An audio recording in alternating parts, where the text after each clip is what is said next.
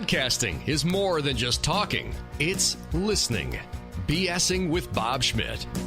The BS with Bob Schmidt podcast, this week featuring Ralph Heath. He's a brand leadership specialist, a triathlete, and a best-selling author. Wrote the book Celebrating Failure, The Power of Taking Risks, Making Mistakes, and Thinking Big. Ralph, thanks for being with me today. I appreciate it. How did you go from being, a brand specialist, a brand leadership specialist, to a guy that celebrates failure? Well, I owned an advertising agency for most of my career, and we kept having failures, multiple failures over and over again. But the odd thing that I noticed was that every time we failed, great things happened shortly thereafter. We learned some lesson, we improved, so it turned to be out to be the mark of success, really. Every time we had a failure, and every time we ran into periods of relative calm with no mistakes, business usually ended up in some kind of downturn because we just weren't out there trying new stuff or taking risks. It's funny because as a parent, a lot of times we tell our kids not to take risks, but as they get older, we kind of try to push them out there to be on their own and to do things like that and to take risks. As a business owner, was that a difficult thing for you to kind of show your team that they were able to do? It was something that you had to work at constantly.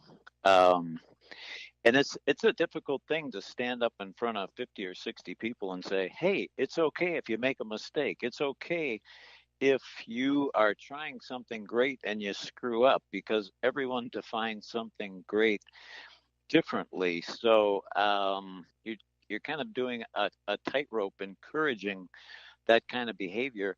But I think you just have to do it, and you have to reward the successes. I think the other thing you can do to work at it is when you see someone within your company attempt something great and fail at it, and then use them as a positive example of the direction you want to go. Ralph Heath, when you're putting together your book Celebrating Failure, was it hard to come up with different failures that you've had that have turned into successes? No, and mainly I recorded them as they were happening. So they became kind of a diary of events that occurred at the agency. For example, I remember when Mac computers first came out, we had computer publishing, but it was very slow. In order to move the cursor, you had to put in the longitude and latitude, type it in, and then the cursor would move to that, and then you would click it. But it was all done with keystrokes. I mean, it was just horribly laborious. We discovered desktop publishing quite by accident when we noticed that we were losing out on a lot of presentations because people were, for example, one of the areas we specialized in were catalogs. So other companies were starting to quote prices much lower than ours because they had all switched to the new form of publishing. So that was a lesson, that we were slow to come on board. And then when we discovered the Mac world, I always tried to let the employees make the decisions whenever possible. So we brought some of the computers in and said, try them out, give them a shot and see if you like them. Well, I thought it would be, within minutes that people would be raving to buy more, and I was fully prepared to make the investment to buy more. But people are so resistant to change that they hesitated to adopt the new technology. So then you have to, point them in that direction until such time that they embrace it. But just all kinds of learning experiences like that were enlightening. Well, one of the things that you mentioned in your book was the cost of the computers. Was it $20,000 or $40,000 a computer? And just talking about having to put the longitude and latitude in to make the mouse move. I couldn't imagine that. We have such fast technology now in our pockets with our phones. I couldn't imagine having to go through and type out a y-axis and an x-axis in order to get the cursor to go where you want it to, where now we can just kind of drag our finger and plop, Yeah. and for a non-technical person, that was even inconceivable, to me back then, thinking, geez, how do these people do it? Right. It took a real disciplined, left brain kind of person that liked that kind of technical skill to embrace it. Whereas now it still attracts that crowd, but they're more open probably. What do you attribute your success as a business person to, Ralph? I think a passion really to always do more. It's like when you're going after you're in a shootout for a $2 million a year piece of business, and you figure mentally if you retain that piece of business for 5 to 10 years, all of a sudden it's a $10 to $20 million pitch that you're involved in. And you can do a lot of things creatively and strategically to convince them to go with your company. And I just think we created an atmosphere where we would do anything. We would go the extra mile. We would have more rehearsals. We would stay up probably later at night, continuing to develop strategies that demonstrated how we think in order to get the business. And that was really the key to success, was that you had to continually recruit new clients. Is it all about doing what it takes or everything that it takes in order to get to close a deal? I think it takes not only to close the deal, but even ongoing. It's like if you have a client, you need to. I think part of the reason we were successful is I was blessed early on in advertising with some extremely demanding clients who, if they saw some new innovation and I hadn't brought it to them, you could feel them look at you kind of with a strange look, like, why didn't you bring this to us? So we always had to be on top of our toes, always looking out for what's the latest, the greatest. How can we bring our customers more customers for them? How can we help them work more effectively? So that just carried on as years passed, to the point that became the modus operandi. It's like, what great things can we continue to do? And I think it also, we did not fit well with clients who wanted mediocre service or wanted things done quickly on the cheap. I appreciate that there's people making a living delivering that kind of service, but it wasn't what we wanted to do. We wanted to work with people who wanted the very best and the greatest and were willing to pay for it and wanted it executed. So it all created an environment that worked. So doing things for, some of the bigger clients that you had, competing against Chicago, New York, Minneapolis, San Francisco, how was a small town ad agency able to get the people that were able to make those types of things work for you and then for the clients? Yeah, I think we used it to our advantage. There's that old saying that you're an expert 50 miles outside of your hometown. Mm-hmm. And we all, unfortunately, I don't think this is a great trait, but we all kind of look oftentimes at local things and go, oh, well, that's a lacrosse-based agency. What could they possibly know, compared to Chicago or New York or Minneapolis? Well, we kind of turned that around and positioned ourselves as niche players in a direct marketing world. And this was our main discipline. And we were from this small town that developed this strategy, and it just worked. They thought that was great compared to what they got in their hometown. Right. Well, I know that you've got a background in radio. You've done, as you talked about, direct mail pieces with catalogs and stuff. advertising now has changed. I honestly believe that, with the advent of VCRs and now DVRs, people record their television, they fast forward through commercials. With radio, you've got internet radio, you've got satellite radio, you've got all that. With the mail pieces, you've got emails and pop-up ads on Facebook and other types of internet types of advertising. How would you have combated some of these things in today's world compared to when Ovation was in business? The internet kind of came halfway through our time, but I think some of the mediums have changed and the delivery systems are much more efficient and much more targeted. The message and the copy and the romance of the visuals, I really think that's the same. I mean, I'm amazed sometimes at some of the material I receive for marketing that will fail to give such basic information. They in with the copy, like, I don't know, they forget sometimes the city or the phone number or all kinds of things, or they don't spell out the benefits of the product in a way that appeals to the customer so they can see it immediately.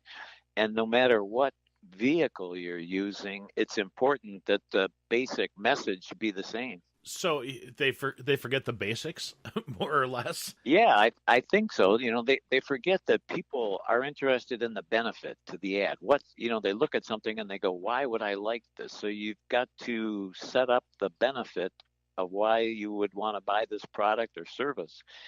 And you have to do that up front. And now you can put that message right into somebody's email box or text who's shown a propensity to like that kind of product. Whereas 20 years ago, you were buying lists or whatever from companies that were similar, but maybe not. The targeting has just gotten much better, but the message that you deliver to them still has to resonate with a big customer benefit. What about getting somebody to open up that piece of email, Ralph? Because that's always the difficult thing to do. I know that, and you opened up my email probably because we've got a history together. But if it would have been, hey, would you like to do a podcast with me? Would that have garnered an open? Would you have opened it if it came from somebody you didn't know? Yeah. Well, again, it goes back to the benefit. So I've had a lot of times manufacturers will focus on the features of their product, right? Because that's what they deal in. If they're making down comforters, they scour the world finding the finest white down and the finest cotton to put the down in or whatever. So when they're directing you to create ads, their headline is white down comforter or something, which to the consumer, he's not impressed with that, or she's not impressed with that. But if you say down that will keep you warm naturally for a better night's sleep, then you've got a benefit that makes sense, and you're more apt to open it, the email or whatever it is. And it's just, again, it's keeping those benefits, customer benefits, in front of the customer rather than features. Is it about the storytelling, Ralph? Well, yeah, I think whenever you can romance it, again, continuing with the down comforter explanation, that's always easy for me. But if you create a company that has a heritage of European ways to keep the heat low at night and to sleep in natural down, that's a byproduct of the food industry, and these Europeans migrated to America and they settled in Wisconsin, and now they make these these down comforters by hand, that's a great story, as opposed to Macy's that, just bought them from somebody and puts them on the rack. There's no story there. And I think that's partly why so many department stores are going under. But there's a mass of products right now that are just regular socks, or what's the other one? Shavers, that somebody has put a story behind, and they're telling a story about how they make a better sock, and people love that kind of thing, as opposed to a company that has no story or no heritage behind it. So it's all about buying the backstory to sell the front end, basically. Yeah, I think it elevates the opportunity to sell. Then when you combine that kind of storytelling with some great benefits to the product, about why it performs better, why you get a closer shave, it adds to that decision to buy. Well, it's kind of like the first chapter of your book, Starting Fires. So let's talk a little bit about that, about the fact that, that was the fire that you started when you were a kid, perpetuated into a lifelong of, starting those fires and admitting mistakes and doing things, maybe taking the wrong way to get there, but getting it done in the end. For whatever reason, I've been in a reflective mood lately, thinking back on some of those monumental failures I had, and they were just incredible life lessons. Like one time I was voted the captain of the swim team, and the swim coach was not my biggest fan, and he essentially turned the election around the next day and said, "Oh, there was some discrepancies in the boat. We're going to do it again." But anyway, I essentially got fired. And for a little kid who ran home and told his parents that he was captain of the swim team, and then came the next day to learn that he's not, you have to bounce back from that kind of defeat. And so years later, when you get fired from a income producing client, you gotta bounce back, and those early life experiences just help you deal with that. The book is called Celebrating Failure, and we've talked about some of the failures that have turned into a positive for you, but I'm guessing you probably had some failure that you had to deal with that wasn't that didn't turn into a positive. Yeah, I can give you some examples of that too. One that still eats at me a little bit is in the beginning of the internet, we had a really creative group of technical people. Being in La Crosse, it was expensive for us to travel and get in front of clients in a city further away. So our guys put together what is essentially GoToMeeting or webinar or whatever. They figured out a way to put software together that we could broadcast to these companies and meet face to face and give our message. It all sounds simple now, but when they did it, it had never been done before. When we were doing it, we had some companies call us up to see if they could buy the technology. Somehow I had been so focused on the importance of sticking to what you do best that I missed it. It was like, no, we're an ad agency. We're not in the software business. I think it was probably one of the dumbest things I've ever done. But there I'm sorry to laugh. Yeah, really. I couldn't imagine being at the forefront of that, Ralph, and having that at your doorstep. And then, no, I don't want to do that. Yeah, it's a good one. And I think there are numerous ones like that. I mean, we were kind of at the forefront of the internet, and there are all kinds. I mean, when you look around, there are a million innovations on the internet, and I never came up with any of them. So those were failures that remain, other than I'd like to think I'm smarter now, but I missed it when it was happening. Well, sometimes those opportunities can stare you right in the face, and if you don't jump, somebody else is going to jump on it and take it over you. Right. and Yeah. wrestle it from you. One of the things that you say, one of your chapter insights, you have what rhymes with my last name. It says basically Schmidt happens. Explain that. Well, I just think you have to be able to roll with it when mistakes happen or failure happens or whatever. Um, over the years, we made some monumental errors with mistakes in catalogs, and you would print like 500,000 of them, and they might have had the wrong phone number or something like that. And so you had to kind of step up to the plate and make good. You had to reprint it or do whatever it took to make it right in front of your customer. So those were kind of tough. Is the way that you deal with failure, the way that you deal with the outcome of failure, does that kind of show the person that you are, Ralph? I think so. There are people who have been so beaten up, and I think continue to be beat up in their lives. Like you'll ask somebody a question or something, or even a simple thing like a price quote, like how much, or a time question. If you're working with, say, somebody who charges by the hour, and you ask, well, how many hours will that take for you to do that? So I know what it will cost. And they will go through incredible gyrations, explaining why it would take this amount of time.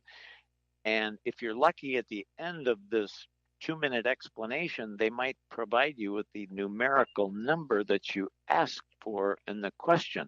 But they're just so afraid of making a mistake and quoting the wrong number, or you holding them to the wrong number, that they don't want to make an estimate.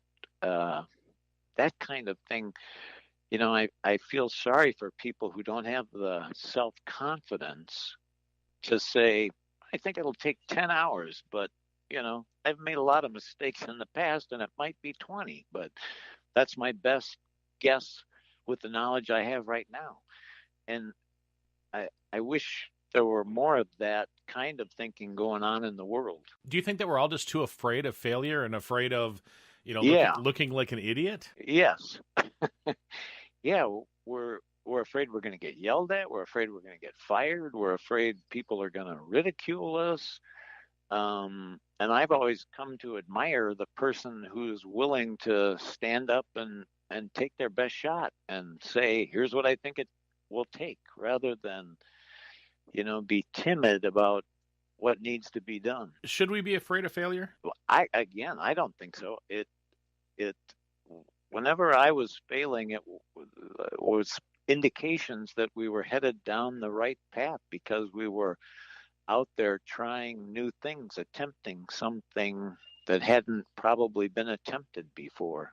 And when you do that, you're going to fail. But the payoff, once you get there, is huge. And normally, when you fail, if you analyze it, you'll see that, if I just change this or that, then it'll probably work. And so you change this or that, and then you're successful. Ralph Heath is the author of the book Celebrating Failure. And you retired from Ovation a few years ago. How have you changed, Ralph, since you've retired? I don't really think I have. I think I'm still impatient, pretty extreme, pretty opinionated. I have grandchildren. I have 2 grandchildren now, which I really enjoy. But I find I do have a lot more patience with them than I have with my own children, and I love that aspect of it. And some days I wish I could turn the clock back and be more generous with my time with my own kids as I am with my grandchildren now. But I don't know. I think it's a DNA thing. I think we're all at a younger age. When you have kids, you gotta go to work and you gotta provide a living and shelter. And there's something in our DNA that kind of drives us to keep doing that. And now I don't need to do that. And so I'm way more laid back, at least with the grandkids. Not so much in the business or volunteer work I do. Okay. Uh, the book is called, as I mentioned, Celebrating Failure. Was that the first choice of the name of the book? Oh gosh, no. We I could tell you stories. After I got done writing the book, I found an agent, and then he found a publisher, and I had been playing with the title Celebrating Failure, and the publisher said it doesn't pass the subway test. What's the subway test? We don't have subways in La Crosse. And he explained that no one would want to be caught reading a book about failure on a subway, which generally, a lot of times when somebody tells me I can't go in a direction, I often want to go in that direction. But my counter was, this book appeals to people who are not afraid of failure, who understand that it needs to be part of the process and success. So we argued back and forth, and I think at one time he convinced me to call it something else, and then all of my talking had convinced him to call it Celebrating Failure. So we went with it. But no, we looked at a lot of different titles before landing on that. Do you have another book in you? Well, I I think so. I've actually got one about half written. Another business book, Ralph? Well, I was trying to take more of the principles of listening and the importance of listening, and certainly it would be important for business, but I also think it would be important for relationships. So I'm hoping that it has a wider potential audience, but the importance of hearing what we're saying to each other. You know, it's so funny you'd say that, because I spent 25 years as a talk radio host, and my job wasn't all talking. My job was mostly listening. Throw a question out, listen to the answer, then expound upon the answer and ask a follow-up question based on what you said. So I totally, when you do this book, I'd love to review it for you. I would like that. And I can tell in the 30 minutes we've been talking that you do that. I know, I just have this hunch that as soon as I say something, I know you're going to come back with a related question. So you've exposed yourself to me as an extremely good listener. And I guess because I'm writing this book, I'm attuned to that kind of thing. And I watch a lot of people who aren't listening and recognize that trait too. But it's important.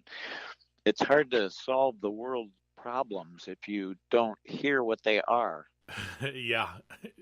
Or if you don't see them, or if you don't act on them, you know, what you want to do in order to do that. What 3 things could somebody take out of the book, Celebrating Failure? Oh, well, obviously the big one is that it's important that failure is a process on the road to success.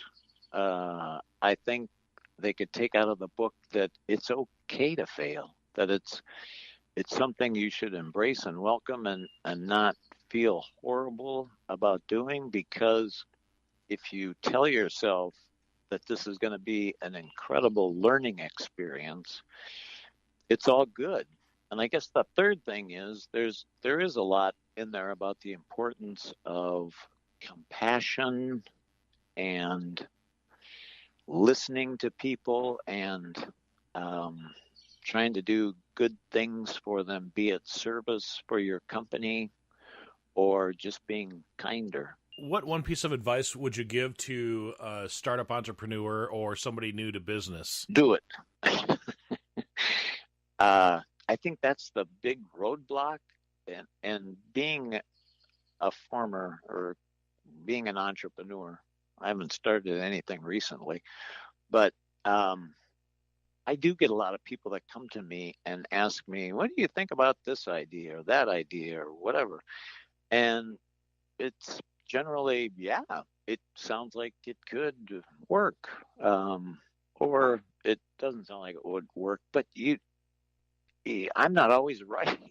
And it's hard to hard to know if something will work until you try it. And if it doesn't take a lot of capital to try the idea, try it on a small scale and see if you can discern if there's something out there that would make it get bigger. And then you just got to do it. How do you scale that idea? Because I've got a lot of great ideas. I just need to learn how to scale from small to let's make some money. Yeah. Of the businesses that I started, they've all been more brain intensive than product or material intensive. So I've never put really hardly any amount of money into anything that I've ever started. And it's mainly by starting small and seeing if there's a demand for it. And if there's a demand for it, just keep raising the ante and try and make it work on the cash flow that you've generated by starting small. And certainly there will be times when capital from outside might be necessary, but I think too many people fall into the trap of thinking, well, I've got this idea, but boy, I'll need a ton of capital. And that can be true in a lot of cases, but in other cases, it's not as true, especially if you can demonstrate on a smaller scale that you have something that would work. And then if you need investment, you can find it much easier. Celebrating failure, the power of taking risks, making mistakes, and thinking big. Author Ralph Heath, thank you for joining us. How do we find your book? Amazon.com, or just put it into the web. It's still out there. It's still selling after almost 10 years. It's in 5 languages now, so things are good. I think I picked up one of your first copies because we were doing improv together, and you wrote to Bob, keep trying, great improvisational stuff, and failing. Yeah. Yeah. That's another class I think that is great for that whole mentality of failure. Man, you are putting yourself out there in front of people you don't know, trying to think on your feet. It's great practice.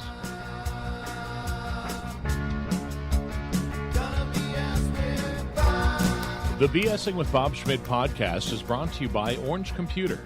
Find them online at orangecomputerlax.com. This has been another podcastforhire.com production.